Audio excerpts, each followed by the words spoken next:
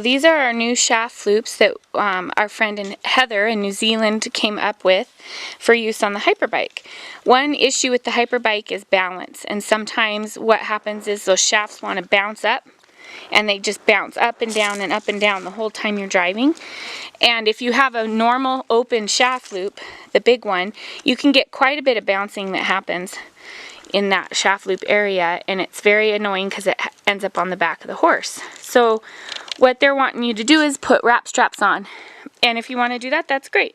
I find that when I just use wrap straps and strap the top of the shaft down, there's still that bounce happening, and now it's on my horse's tummy. So I just would rather have no bounce. I worked really hard to get my bike to balance well, and so now what we have is a well-balanced bike and the shaft loop that we can adjust the size so we can make it bigger or smaller. So the smaller shaft loop doesn't allow for up and down movement, but it still allows for the forward and back movement that's going to happen when you're going.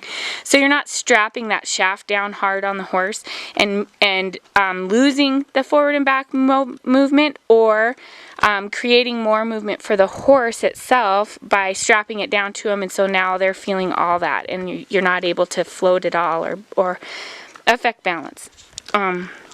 And so that's what these shaft loops are for. They're for the Hyperbike or any other cart where you need to control how much movement is in that shaft inside the loop. So these loops adjust to two sizes. They go down a size and then they go up one size. Even on the biggest size, they're still smaller than our regular open shaft loops are.